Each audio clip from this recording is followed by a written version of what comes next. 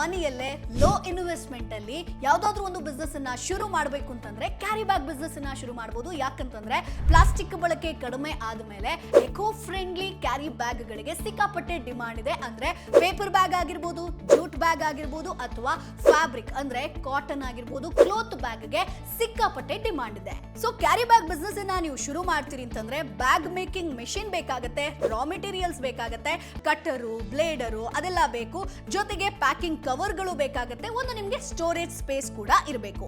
ಇನ್ನು ಇದಕ್ಕೆ ಇನ್ವೆಸ್ಟ್ಮೆಂಟ್ ಬಗ್ಗೆ ಮಾತನಾಡೋದಾದ್ರೆ 35,000ದಿಂದ 55,000 ರೂಪಾಯಿ ಬೇಕಾಗುತ್ತೆ ಸ್ನೇಹಿತರೆ. ಯಾಕಂತಂದ್ರೆ ಒಂದು ಯಂತ್ರವನ್ನ ನೀವು ಪರ್ಚೇಸ್ ಮಾಡಬೇಕಾಗತ್ತೆ, ರಾ ಮೆಟೀರಿಯಲ್ಸ್ ಬೇಕಾಗತ್ತೆ. ಸೊ ಇನ್ ಕೇಸ್ ನೀವು ಬಾಡಿಗೆಯಲ್ಲಿ ಒಂದು ಅಂಗಡಿನ ನಡೆಸ್ತೀರಾ ಅಂತಂದ್ರೆ ಅಲ್ಲೂ ಕೂಡ ಖರ್ಚು ಬರುತ್ತೆ. ಇನ್ನು ಪ್ರಾಫಿಟ್ ಎಷ್ಟು ಮಾಡಬಹುದು ಅನ್ನೋದನ್ನ ಕ್ಯಾಲ್ಕುಲೇಟ್ ಮಾಡೋಣ. ಸೊ ಈಗ ಮಾರ್ಕೆಟ್ ಪ್ರೈಸ್ ಬಂದು ಪೇಪರ್ ಬ್ಯಾಗ್ ಅಂತಂದ್ರೆ 3ರಿಂದ 8 ರೂಪಾಯಿ ಇರುತ್ತೆ. ಸೊ ಫ್ಯಾಬ್ರಿಕ್ ಬ್ಯಾಗ್ ಅಂತಂದ್ರೆ 20ರಿಂದ 50 ರೂಪಾಯಿ. ಸೊ ಮೇಕಿಂಗ್ ಕಾಸ್ಟ್ ಬಂದು 2ರಿಂದ 10 ರೂಪಾಯಿ ಇರುತ್ತೆ. ಇನ್ನು ನೀವು ಸೆಲ್ಲಿಂಗ್ ಪ್ರೈಸ್ ಅಂತ ಇಟ್ಕೊಳ್ಳೋದಾದ್ರೆ 5ರಿಂದ 25 ರೂಪಾಯಿ ಇಟ್ಕೊಳ್ಬಹುದು. ಅಂದ್ರೆ ಪ್ರಾಫಿಟ್ ಪರ್ ಬ್ಯಾಗ್ ನೋಡೋದಾದ್ರೆ 3ರಿಂದ 15 ರೂಪಾಯಿ ಇರುತ್ತೆ. ಸೊ ಹಾಗಾಗಿ ದಿನದಲ್ಲಿ ನೀವು 100 ಬ್ಯಾಗ್ ಗಳನ್ನ ಮಾಡಿದ್ರಿ ಅಂತಂದ್ರೆ 1,000 ರೂಪಾಯಿ ಆವರೇಜ್ ಪ್ರಾಫಿಟ್ ಅಂತ ಅನ್ಕೊಂಡ್ರು ಕೂಡ ತಿಂಗಳಿಗೆ ನೀವು 30,000 ರೂಪಾಯಿ ಪ್ರಾಫಿಟ್ ಮಾಡಬಹುದು. ಸೊ ಕ್ಯಾರಿ ಬ್ಯಾಗ್ ಬಿಸ್ನೆಸ್ ಬಗ್ಗೆ ಇನ್ ಡೀಟೇಲ್ ಆಗಿ ಪ್ರಾಕ್ಟಿಕಲ್ ಇನ್ಫಾರ್ಮೇಶನ್ ಬೇಕಾ?